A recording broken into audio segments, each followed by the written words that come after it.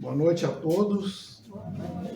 Muito obrigado à casa pela oportunidade de poder estar falando um pouquinho sobre o nosso maior professor, o Mestre Jesus. E é uma data muito adequada, né, para a gente falar do nosso maior professor que existiu. Hoje, 15 de outubro, que é o dia do mestre, dia do professor. E dando uma introdução ao que a gente vai conversar, Jesus poderia, na sua missão, ter convocado 12 anjos, 12 arcanjos, 12 espíritos elevados, né?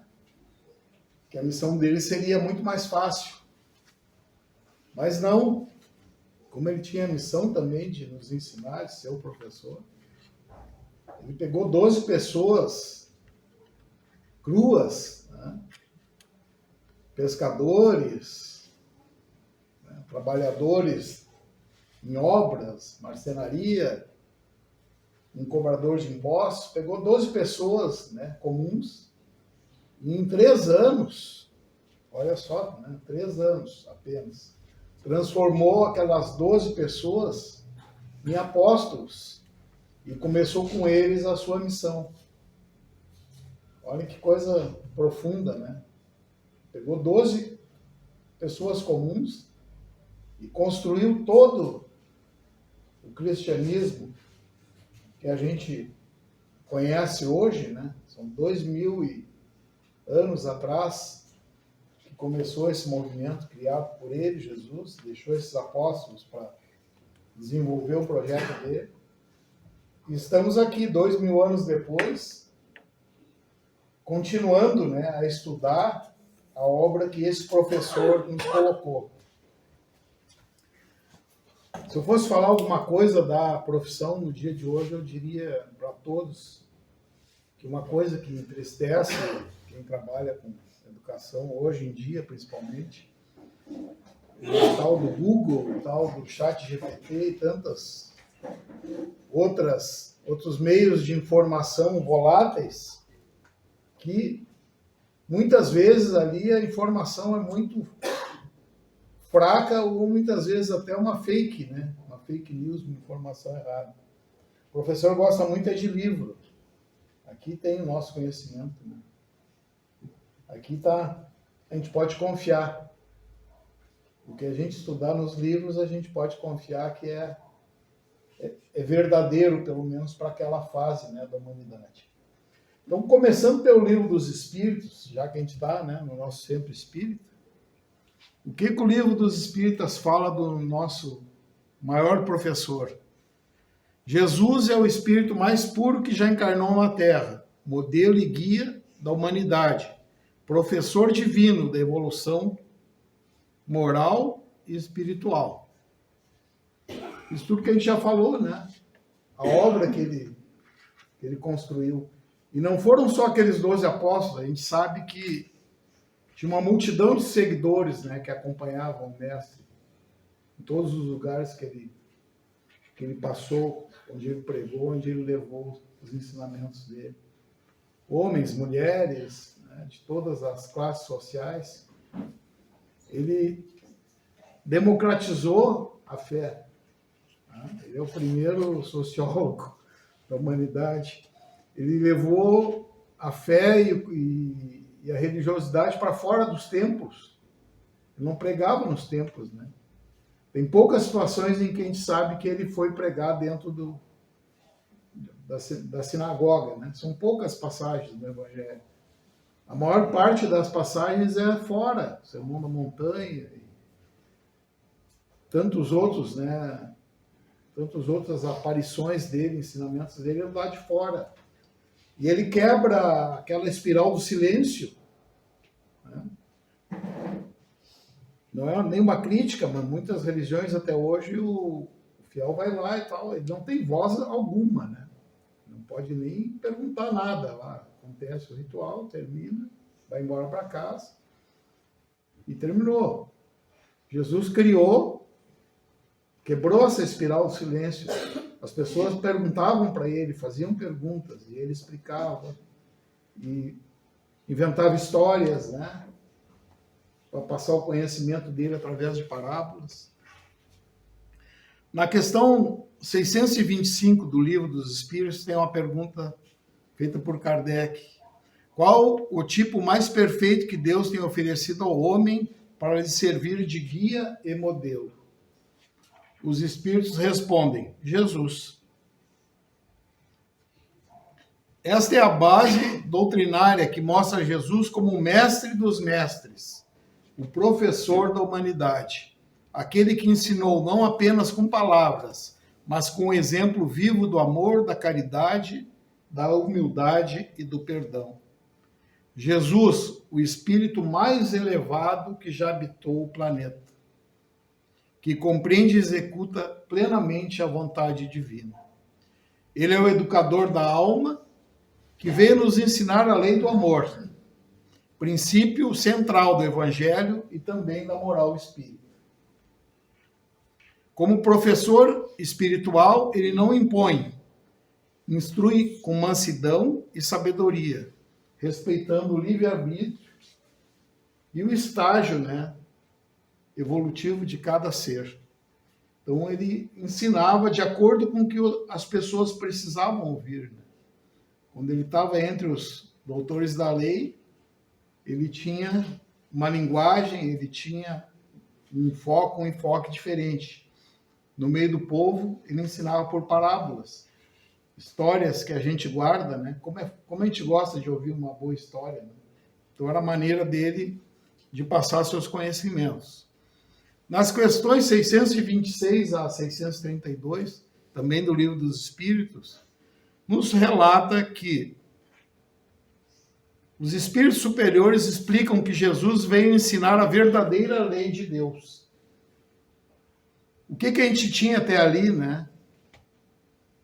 Lá na Torá tem 900 e poucos mandamentos, mais ou menos. Eu não sei bem qual é a quantidade. Mas ele veio simplificar a coisa, né? Ama a Deus sobre todas as coisas e teu próximo como a ti mesmo. Ele veio, simplificou, né? Na matemática, lá, a simplificação lá das variáveis, ele cortou tudo. Em 2 mandamentos, ele resolveu. Tá? O que mais que a gente encontra lá?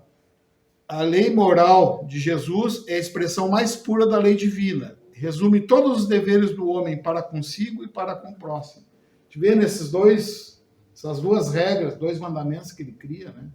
Amar a Deus sobre todas as coisas e o próximo como a ti mesmo. Né? A gente sempre quer o bem para a gente, né? E muitas vezes a gente esquece que as outras pessoas também têm a mesma origem divina. Se a gente fosse analisar o DNA de todas as pessoas que estão nessa sala, uma certeza eu tenho, vai aparecer que nós todos temos um DNA divino. Somos todos filhos de Deus. Todos nós. A gente é composto da mesma matéria, os mesmos sentimentos, as mesmas dores, frustrações, todos nós temos. Nenhum de nós, nessa experiência divina, está isento de passar por dificuldades. É como um eletrocardiograma, né? Sobe, desce, sobe, desce. Uma vez a gente está lá em cima, né? Tudo bem, daqui a pouco dá um problema, a gente tem que descer, resolver, subir de novo, e assim vai a nossa vida. É como um eletrocardiograma. E muitas vezes a gente queria uma estabilidade. A estabilidade é quando a gente perde a vida, a linha fica reta, né? Eletrocardiograma. A pessoa falece, fica lá. É uma linha só. Então, essa parte, altos e baixos, faz parte da nossa vida. Quando a gente está lá embaixo, muita fé e perseverança, que é o nosso teste, nossa aprovação. É uma barreira para a gente vencer, como se fosse uma corrida com barreira. A gente tem que pular aquela barreira, ou passar pelo lado, arrumar um jeito de passar, mas não ficar parado na frente do problema sem resolver. Então, quando a gente fala de Jesus, ele é o mestre do amor. Símbolo máximo do amor, serenidade, sabedoria emocional. Exemplo de liderança, sem autoritarismo, fé, sem fanatismo. Aí tem uma frase dele, né, que está no Evangelho: os fracos se vingam, os fortes perdoam, os sábios compreendem. Ele nunca impôs a crença dele, nunca obrigou ninguém a ter fé nele, né, acreditar nele, acreditar nas coisas que ele está falando. Ele sempre perdoou a ignorância das pessoas, até na hora final dele, né, que foi torturado, crucificado. A última palavra que ele diz, ele pede que o Pai perdoe aquelas pessoas que fizeram aquilo com ele, né? Segundo as Escrituras, ele fala: Pai, perdoa-os, eles não sabem o que fazem. Eles não sabiam que estavam executando o Filho de Deus, né? Ignorância daquelas pessoas que não entenderam a mensagem dele. Então, até no último momento, ele foi exemplo de perdão. E quantas das vezes a gente tem a oportunidade, né, de perdoar as falhas dos nossos familiares, dos nossos amigos? E quantas vezes a gente diz assim: nunca mais quero falar com aquela pessoa. Coisa feia, né, a gente fazer isso. É um irmão nosso que está lá, que errou. E o perdão é um presente que a gente dá para nós mesmos, não é para o outro. Quando a gente perdoa, é um presente para nós. Nós é que estamos crescendo. Mesmo com o nosso perdão, outra pessoa que errou com a gente, ele vai resolver o problema dele lá com a justiça divina. Não somos nós. Nós não somos juízes para colocar para ele uma pena ou um castigo. Vamos perdoar. Agora, o problema, aquela culpa daquele ato que ele cometeu, aquela infração, ele vai resolver lá com a justiça divina. É o karma dele, vai resolver. A nossa parte é perdoar. Também se fala que Jesus, o maior educador emocional da história, ele ensinava por meio de exemplos, parábolas e ações. Muito mais por ações, né? Os apóstolos aprendiam muito com os atos dele de carinho, né? Ao ver um leproso, vai lá, abraça, muitas vezes alimentava, né, e curava aquela pessoa que era um leproso naquela época. Ele era um pária, né? Ninguém queria chegar perto, inclusive tinha que ficar afastado da cidade. Jesus amparava todos. Não reagia impulsivamente, demonstrando domínio sobre a própria mente.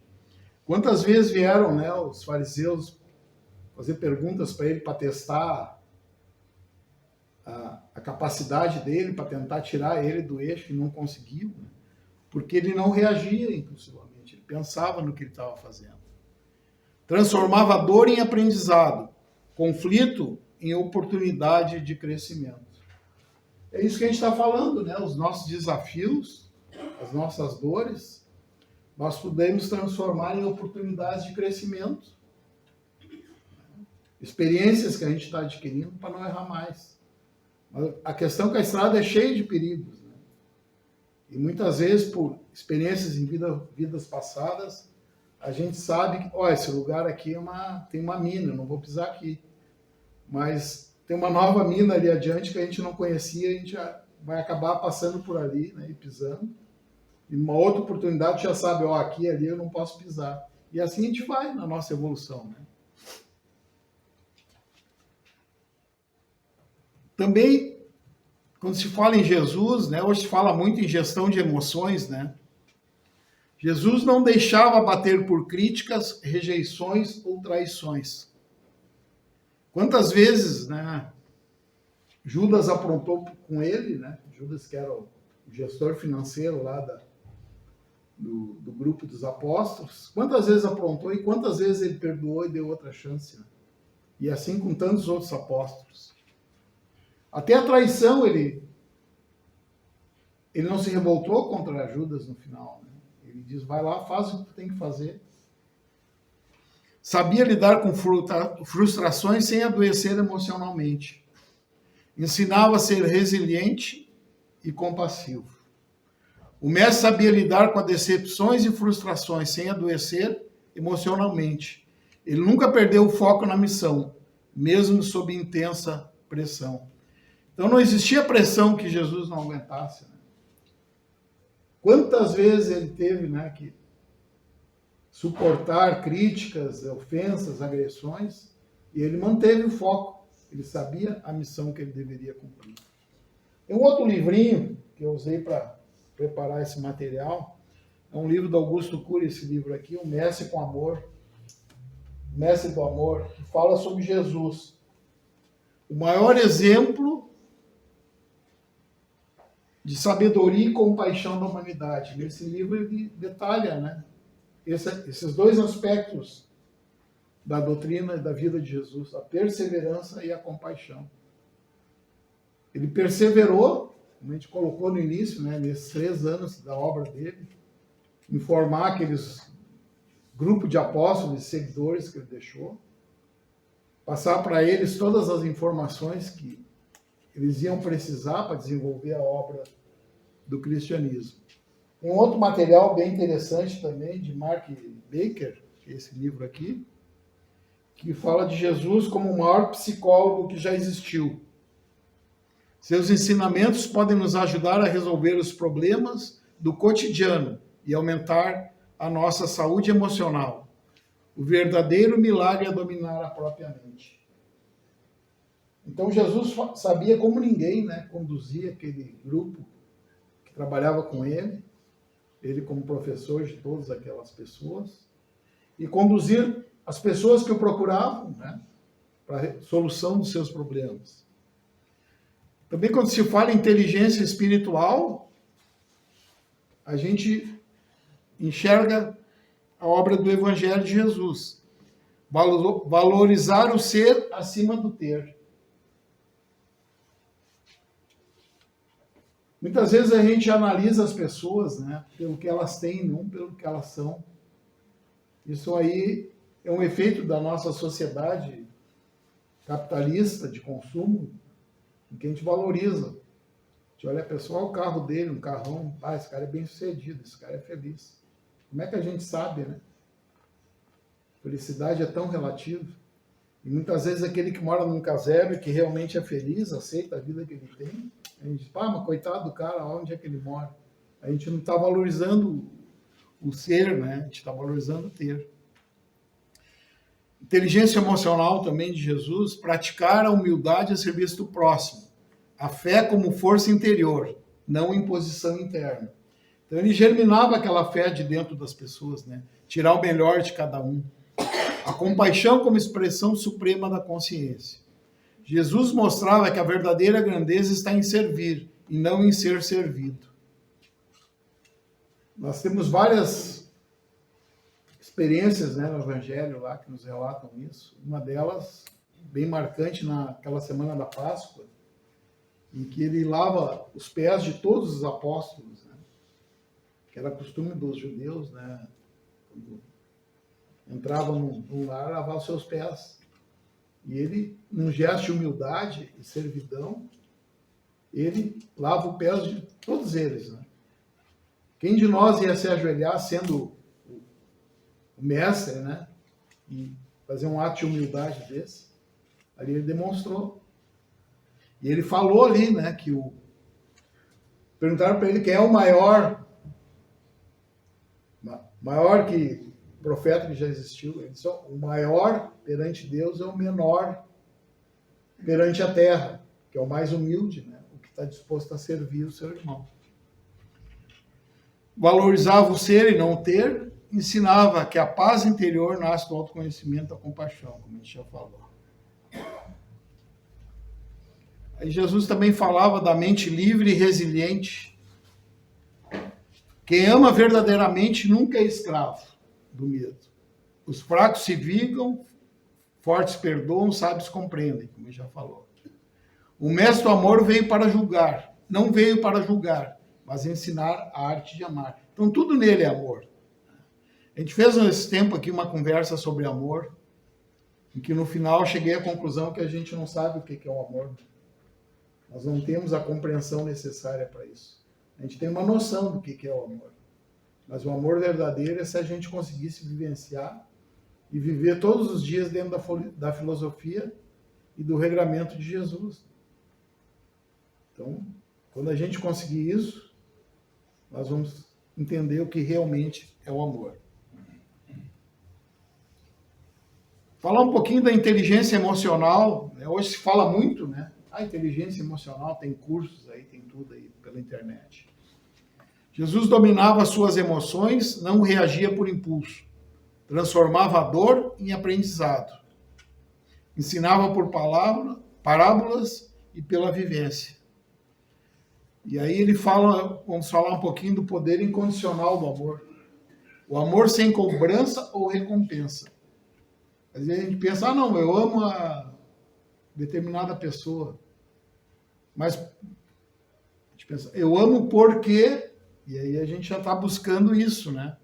O que eu posso ganhar amando aquela pessoa? Dificilmente a gente pensa assim, eu amo fulano, apesar de ele ter esse monte de problemas. Aí tu já está mais próximo do amor verdadeiro, né? Amar apesar de, e não por quê. E esse amor nos traz a libertação do ciclo do ódio e da vingança. A gente está vendo isso agora todos os dias no noticiário, né? A guerra do Hamas lá, dos palestinos com Israel, lá, dos judeus. Tem um ciclo do ódio que existe ali, né?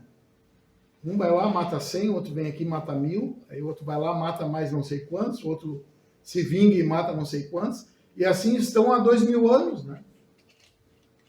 Desde Jesus já existia, né, essas guerras, essas disputas entre os árabes e os judeus, que na origem são todos filhos lá de Abraão, né? E se separaram e nunca mais se entenderam porque eles não conseguiram quebrar esse ciclo do ódio. Tomara que essa paz seja duradoura, né? E que a espiritualidade desperte no coração dessas pessoas aí o amor e a compaixão. Lições para a vida. O que a gente pode fazer para sintetizar essa doutrina que Jesus nos deixou? Educar emoções é o caminho para a liberdade. Amar é um ato de coragem e maturidade. Transformar dor em sabedoria é o verdadeiro crescimento. Isso a gente já falou. Seguir Jesus e aprender a arte de amar.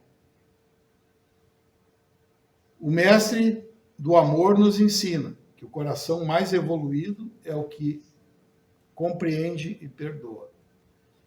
Então a gente tem, né, toda a receita de Jesus que ele nos deixou, e a gente entende que ele foi mesmo o maior mestre. E deixar minha homenagem aos professores aqui da casa e das pessoas os frequentadores também, que é uma classe que tem... É mais que um sacerdócio, né? Ser professor. Não é uma profissão que tenha muita renda, que dê muita projeção. Mal a gente sobrevive. Mas tem uma satisfação imensa, né? Saber que tantas pessoas a gente pode ajudar. Então, para fazer uma pequena homenagem a essa classe, né? Que de certa forma está seguindo, né? Como Jesus fazia, a gente ama nossos alunos como ele amava os seus discípulos. A Força do Professor é um poema do Braulio Bessa. Um guerreiro sem espada, sem faca, foice ou facão, armado só de amor, segurando um giz na mão. O livro é seu escudo, que lhe protege de tudo, que possa lhe causar dor. Por isso eu tenho dito, tenho fé e acredito na força do professor. Há um dia, se os governantes prestassem mais atenção nos verdadeiros heróis que constroem essa nação. Se fizessem justiça, sem corpo mole ou preguiça, lhe dando real valor. Eu daria um grande grito, tenho fé e acredito na força do professor. Porém, não sinta vergonha, não se sinta derrotado. Se nosso país vai mal, você não é o culpado. Nas potências mundiais são sempre heróis nacionais. E por aqui sem valor, mesmo triste e muito aflito, tenho fé e acredito na força do professor.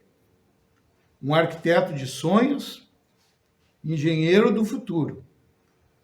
Um motorista da vida dirigindo no escuro. Um plantador de esperança, plantando em cada criança um adulto sonhador.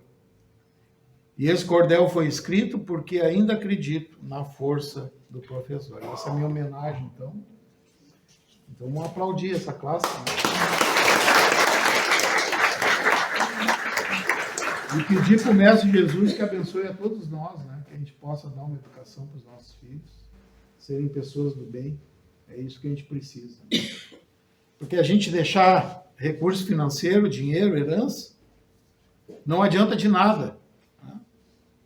O dinheiro é tão fácil de gastar, não importa quanto seja, 1 milhão, 10, 20. O cara compra um carrão, compra alguma coisa e terminou. Já a educação e a cultura não se perde nunca, né? É uma ferramenta para a pessoa usar para sempre. Independente de crise financeira, crise política, seja o que for, a pessoa que tem o conhecimento, ela vai sempre conseguir sobreviver.